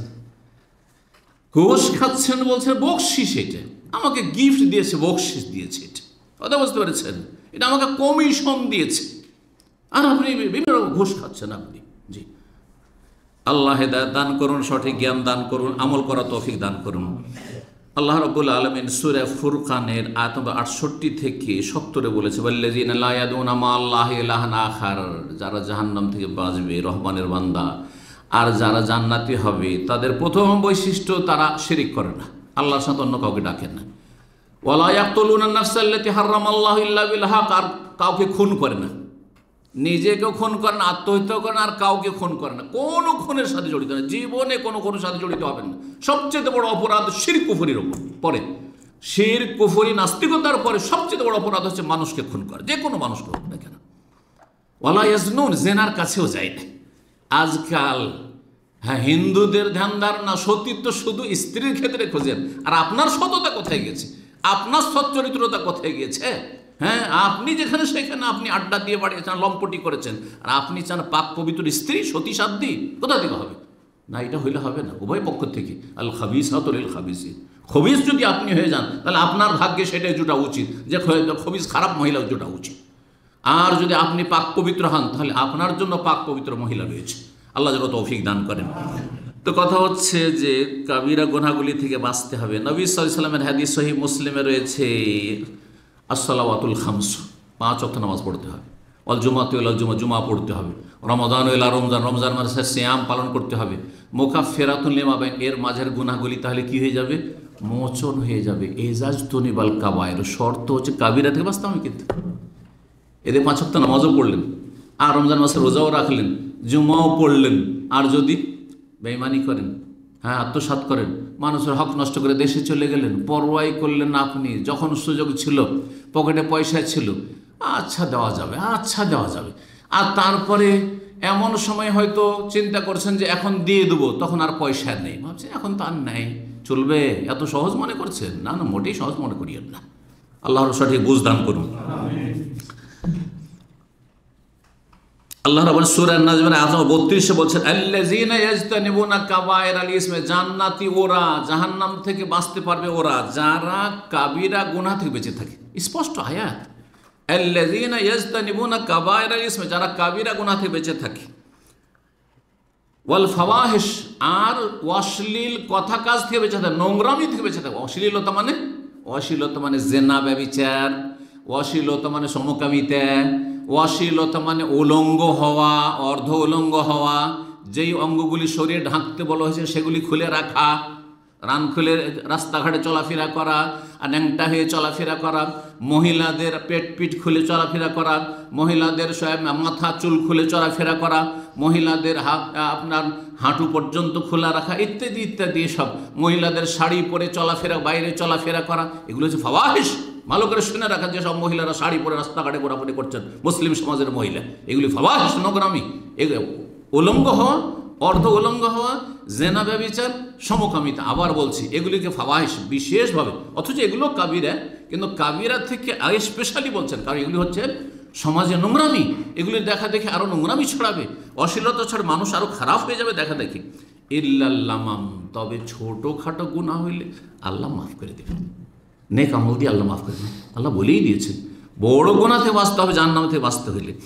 7 নম্বর উপায় সংক্ষেপে বলছি, তা হচ্ছে আল্লাহ ভীতি, তাকওয়া, আল্লাহর ভয়, জাহান্নামের ভয়। ওয়াত্তাকুন নার আল্লাতী উইদ্দাত লিল কাফিরিন, সূরা আল ইমরান আল্লাহ বলছেন, সেই জাহান্নামের আগুন থেকে বাঁচার চেষ্টা করো যা কাফেরদের জন্য, হে মুসলিম, তোমার জন্য তৈরি হয়নি, কিন্তু তুমি সেখানে যাচ্ছ, সেদিকে পা বাড়াচ্ছ। তুমি কাফেরদের পিছনে পিছনে কেন চলছো? কাফেররা নামাজ পড়ে না, তুমি কেন নামাজ পড়ো না? কাফেররা পাপ করে, তুমি কেন পাপ করছো? আল্লাহ রাব্বুল আলামিন যেন আমাদেরকে তাকওয়া অর্জনে তৌফিক দান করেন। এই তাকওয়া অর্জনের জন্য 5 ওয়াক্ত সালাত, 5 বার যখন আল্লাহর সামনে হাজিরা দেবেন, বেরিয়ে গিয়ে যখনই পাপের দিকে মনটা যাবে, তখন আপনার নাফসে লাওয়ামা ধিক্কার দিবে, আপনাকে ধিক্কার দেবে যে আমি নামাজ পড়ছি 5 ওয়াক্ত, ফজরে কষ্ট করে এত ছোট রাত, আর আমি ঘুম ছেড়ে দিয়ে ফজর পড়ছি, জামাতে যাচ্ছি, মসজিদে যাচ্ছি, আর আমার দ্বারা এগুলো গুনাহ হবে, কেন হবে? না, আমি করবো না। এর নাম তাকওয়া। তাকওয়া অর্জন করতে হবে। যারা মুত্তাকি, আল্লাহ ভীরু, যাদের জাহান্নামের ভয় আছে অন্তরে, তারা কে জাহান্নাম স্পর্শ করবে না। আমি একটি কথা সবসময় বলি, দুনিয়াতে যদি ভয় থাকে, আখেরাতে কোনো ভয় থাকবে না। দুনিয়ায় যদি নির্ভীক হয়ে যান, তাহলে আখেরাতে অবশ্যই ভয় থাকবে। আমার এই কথাটি বোঝা গেছে? আর দুনিয়াতে যদি আল্লাহর ভয় থাকে আর জাহান্নামের ভয় থাকে, তাহলে আখেরাতে জাহান্নামের ভয় হবে না। 2 ভয় একত্রিত হবে না। এটি বিজ্ঞ ওলামাদের কথা, ইমাম ইবনুল কাইয়িম রাহিমাহুল্লাহর কথা আমি নকল করছি। আর যদি কারো কথা নকল করলে বলে দেওয়া ভালো, যাতে করে কেউ না মনে করে যে শায়েখ তো একটা নতুন কথা আবিষ্কার করতে হবে। নতুন কথা না, এটা কোরআন সুন্নাহর কথা। 2 ভয় বান্দার উপর আল্লাহ একত্রিত করবে না। যারা দুনিয়াতে নির্ভীক হয়ে চলাফেরা করেছে, পাপ করেছে, নাকে তেল দিয়ে ঘুমিয়েছে, ফরজ ওয়াজিব ছেড়েছে, বেপরোয়া হয়েছে, কিন্তু কখনো ভয় ভীতি হয়নি, অবশ্যই আখেরাতে ভীত সন্ত্রস্ত হবে এবং জাহান্নামের সম্মুখীন হবে। আল্লাহ যেন সঠিক বুঝদান করেন, পাপ থেকে বাঁচার তৌফিক দান। সূরা মারইয়ামের আয়াত 63-তে আল্লাহ বলছেন, তিলকাল জান্নাতুল্লাতী নূরিসু মিন ইবাদিনা মান কানা তাকিয়া, জান্নাতের ওয়ারিস কারা? মান কানা তাকিয়া, যারা মুত্তাকি, আল্লাহ ভীরু। আল্লাহ আরো বলছেন, পুল সিরাত পার করতে কারা পারবে আর কারা পুল সিরাত আছাড় খেয়ে জাহান্নামে পড়ে যাবে? আল্লাহ বলছেন, ওয়া ইন মিনকুম ইল্লা ওয়ারিদুহা, সবাইকে পুল সিরাত পার করতে, আল্লাহ বলছেন। কানা আলা রব্বিকা হাতমাম মাকদিয়া, এটা চূড়ান্ত ফয়সালা। আমাকে, আপনাকে, নবী, রসুলকে সবাইকে পুল সিরাতের ওপর দিয়ে যেতে হবে।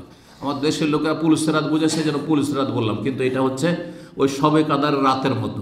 পুল মানে সেরাত, আর সেরাত মানে পুল, কিন্তু পুলটা হচ্ছে ফার্সি আর সেরাত হচ্ছে আরবি, আর বাংলায় সেটার নাম হচ্ছে সেতু।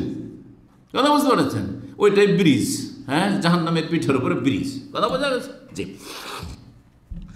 তারপরে সবাইকে যে জাহান্নামের ওপর দিয়ে পার হইতে হবে, তো বাঁচবো না আল্লাহ বলছেন সুম্মানুনা জিল্লাজানিনা তাকাও, তারপরে আমি নাজাত দেব, মুক্তি দেব যারা আল্লাহর ভয় ভীতি রেখেছিল, যারা মুত্তাকি বরে, যারা পাপ থেকে বাঁচার চেষ্টা করেছিল। ওয়া নাজারু জালিমিনা ফিহা জাসিয়া, আর জালেমদেরকে সেখানে নত জানু করে, লাঞ্ছিত করে জাহান্নামে নিক্ষিপ্ত করব, আল্লাহ বলছেন। জি। 8 নম্বর খুব গুরুত্বপূর্ণ এটি পয়েন্ট, কিন্তু সেটি হচ্ছে জাহান্নাম থেকে মুক্তির জন্য আল্লাহর কাছে দোয়া করা, জাহান্নাম থেকে আশ্রয় কামনা করা, পানা চাওয়া। জি। এই মর্মে সূরা ফুরকানের আয়াত নম্বর 65-তে আল্লাহ ইরশাদ করেছেন, 64-65-তে, এবাদুর রহমান, রহমানের বান্দা যারা জান্নাতি, জাহান্নামে যাবে না, তাদের গুণাবলী বর্ণনা করতে গিয়ে আল্লাহ বলছেন কি, ওয়াল্লাযীনা ইয়াকুলুন, যারা এই দোয়া পড়ে, হ্যাঁ, রব্বানা সরিফ আন্না আযাবা জাহান্নাম, আল্লাহ জাহান্নামের আযাব থেকে আমাদের থেকে জাহান্নামের আযাবকে দূরে রাখো। রব্বানা সরিফ আন্না আযাবা জাহান্নাম, জাহান্নামের আযাবকে আমাদের থেকে ফিরিয়ে দাও, এই দোয়া করে। আর কি দোয়া করে? অন্য দোয়া সূরা বাকারাতে রয়েছে, কে বলতে পারেন?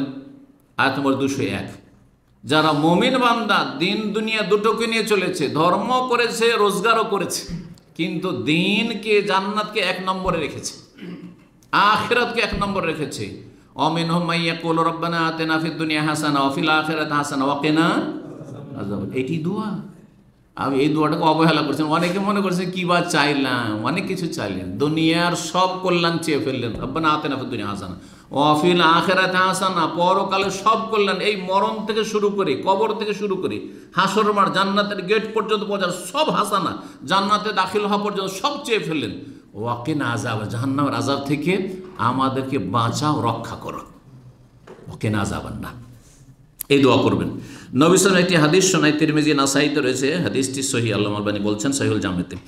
আনাস রাদিয়াল্লাহু আনহু বলছেন, মান সাআলাল জান্নাতা সালাসান, কেউ যদি 3 বার জান্নাত চায় আল্লাহর কাছে, আল্লাহ জান্নাত দাও, আল্লাহ জান্নাত দাও, আল্লাহ জান্নাত দাও, বাংলা ভাষায় চান, সমস্যা নেই, না জানলে জরুরি নয় যে আরবি মুখস্থ করতে হবে আর অর্থই বুঝলেন। আরবি মুখস্থ করলে অর্থ বুঝতে হবে, অর্থ না বুঝে কোনো দোয়া করবেন না। আমার একটা উপদেশ শুনেন, কারণ অর্থ বুঝলেন না, আর এমনি দোয়া করছেন। আল্লাহ যদি জিজ্ঞাসা তুই কী চাইছিস, কী চেয়েছিলি, তা তো জানি না আল্লাহ, আমি একটু দোয়া মুখস্থ করছিলাম। এমন পাগল আমাদের মুসলিম সমাজের অনারবগুলো অধিকাংশই।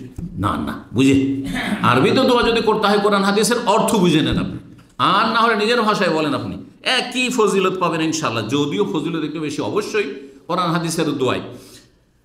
নবী সাল্লাল্লাহু আলাইহি ওয়াসাল্লাম বলছেন, জান্নাত তখন বলে, যদি কেউ জান্নাত 3 বার চায়, আল্লাহুম্মা ইন্নী আসআলুকাল জান্নাহ, আল্লাহুম্মা ইন্না নাসআলুকাল জান্নাহ, আল্লাহুম্মা ইন্না নাসআলুকাল জান্নাহ, জান্নাত তখন বলে আল্লাহকে, আল্লাহুম্মা আদখিলহুল জান্নাহ, আল্লাহ যখন জান্নাত 3 বার করে চেয়েছে, ওকে জান্নাত দিয়েই দাও, আল্লাহ দাও জান্নাত।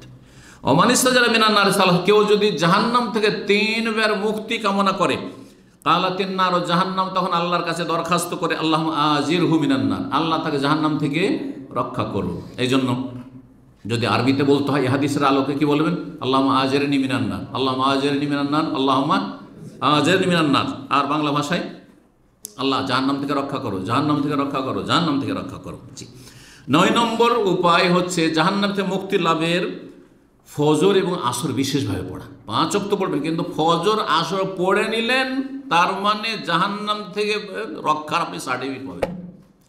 নবী সাল্লাল্লাহু আলাইহি ওয়াসাল্লামের হাদিস, সহিহ মুসলিমের 1003 নম্বর হাদিস বলে, লাইয়ালে জান্নাত, কোনো দিনই জাহান্নামে যাবে না ওই ব্যক্তি, মান সাল্লা কাবলা তুলুই শামসি ওয়া কাবলা গুরুবিহা, যেই ব্যক্তি সূর্য ওঠার আগের নামাজ পড়ে আর সূর্য ডুবার আগের নামাজ পড়ে, মানে ফজর আসর। কারণ এই দুটো নামাজ যদি পড়তে পারেন আপনি, কারণ সকালতে হয়তো ঘুমাননি, আর খেয়ে দিয়ে দিলেন ঘুম, মাগরিব ঠেকিয়ে দিলেন, আপনি সূর্য ডুবিয়ে দিলেন, এটা অনেকের হচ্ছে, তাই না?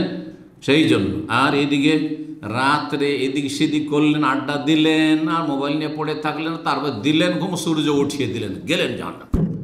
জাহান্নামকে যদি হারাম করতে চান আর জান্নাত যদি ফরজ করতে চান নিজের জন্য, তাহলে এই ফজর আর আসর পড়ার চেষ্টা করুন যথা সময়, সূর্য ওঠার আগে, আর আসরের সালাত আসরের সময়ে, একেবারে শেষ দিকে নয় আর সূর্য ডুবার পরে নয়। 10 নম্বর সর্বশেষ পয়েন্ট হচ্ছে জাহান্নাম থেকে রক্ষা পাওয়ার মেয়েদের সাথে বিশেষভাবে, আর বোনদের সাথে, যাদের বোনেরা আছে, বাপ দুনিয়া থেকে চলে গেছে বা বাপ বিরুদ্ধ হয়ে গেছে, বোনেরা আপনার বাড়িতে আছে, বোন সে নাবালিকা হোক আর সাবালিকা হোক, তালাকপ্রাপ্ত হোক, বিধবা হোক, অবিবাহিত কুমারী হোক, যেই অবস্থায় হোক না কেন, বোনদের আর মেয়েদের সাথে যারা সদ্ব্যবহার করবে আর ভালো তাদের প্রতিপালন করবে, শারীরিক পরিচর্যা করলো, প্রতিপালন করলো, আর তাদের ইমানি প্রতিপালন, ইমানি তরবিয়ত করলো, যদি এই দুটো কাজ করতে পারেন বোনদের ক্ষেত্রে আর মেয়েদের ক্ষেত্রে, তাহলে জান্নাতের সার্টিফিকেট।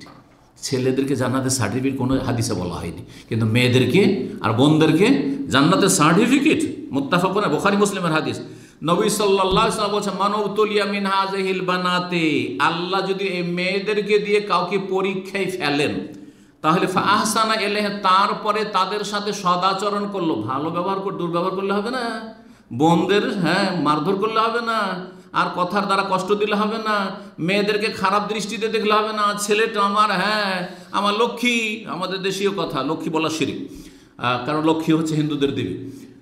ছেলেটা আমার ভবিষ্যতে কিছু করবে সংসারের, মেয়ে কি করবে, এ তো বোঝা, কখন যে বোঝা নামাইতে পারবো, এই ধ্যান ধারণা থাকলে কিন্তু হবে না।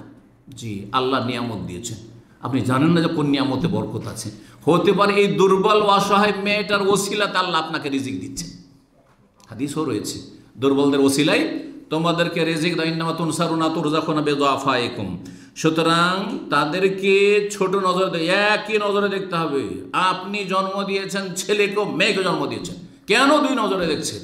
ছেলে হয়েছে খুশির শেষ নাই, আর মিষ্টি বিতরণের শেষ নাই, আর আকিকা করছেন কত উদ্যমের সাথে, আর মেয়ের বেলা চেহারাটা যেন মলিন হয়ে যাচ্ছে। এটা তো আপনার মক্কার কাফেরদের বদচরিত্র। এটি আল্লাহ যেন বোঝার তৌফিক দান করেন। অনেকে স্ত্রীর জুলুম অত্যাচার করে যে তুই এত মেয়ে জন্মাচ্ছিস কেন। আমি বলি যে বীজ তো তোমার কাছে, জমি তো তার, জমি কি করবে? মালদহ আর রাজশাহীর জমি যদি হয়, আর যদি সেখানে গুটি আম, যদি টক আম লাগান, তো ফজলি আমের আশা করবেন নাকি? তো আপনার মূর্খ। তাহলে ফজলি আম লাগিয়ে ফজলি আমের আশা করতে, আপনার ক্ষমতা থাকে তো লাগান আপনি ফজলি আম। ক্ষমতা থাকলে আপনি দেন, বীজ দেন, ছেলে সন্তানের বীজ দেন, আর তারপরে আপনি ছেলে সন্তান নেন। কিন্তু কি বলবো, বহু ঘটনা এরকম আমাদের কাছে আসে, 3 দিন ধরে স্ত্রীর সাথে কথা বলে না, অভিযোগ আসছে, সেই পরিবার থেকে অভিযোগ আসছে, আমার স্বামী আমার সাথে কথাই বলে না, কেন পরপর 3টা মেয়ে কেন হইল? তার অপরাধ? আপনি অপরাধী, আপনি অপরাধী।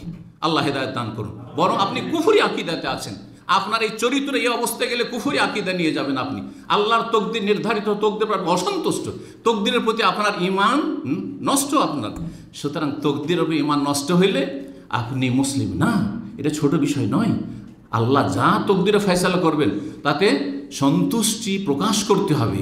আলহামদুলিল্লাহ, আল্লাহ যেটা দিয়েছ সেটাতে আমার নিয়ামত, যেটা দিয়েছ, যে অবস্থায় রেখেছ সেই অবস্থায় আমি তোমার শুকরিয়া আদায় করছি। নবী সাল্লাল্লাহু বলছেন, যদি তাদের সাথে ভালো আচরণ করে, মেয়েদের সাথে আর বোনদের সাথে, অন্য হাদিসে বোনের কথাও রয়েছে, কুন্নাল্লাহু সিতরাম মিনান নার, এ মেয়েগুলি, এ বোনগুলি জাহান্নামের সামনে গিয়ে আড় হয়ে যায়, যে আমার ভাইকে, আমার বাবাকে, আমার মাকে আমি জাহান্নামে যেতে দেবো না। আল্লাহু আকবার। জি, সুতরাং যাদের মেয়ে আছে বলুন আলহামদুলিল্লাহ, আলহামদুলিল্লাহ। আল্লাহর আবার সবচেয়ে শ্রেষ্ঠ মানুষকে, এই উম্মতের সবচেয়ে শ্রেষ্ঠ মানুষ রাসূলুল্লাহ সাল্লাল্লাহু আলাইহি ওয়াসাল্লাম। তার জন্য আল্লাহ নির্বাচন করেছেন ছেলে সন্তান না মেয়ে সন্তান? মেয়ে সন্তানকে বাঁচিয়ে রেখেছেন, ছেলে সন্তানকে বাঁচিয়ে রাখেননি। আপনি তো ভাগ্যবান।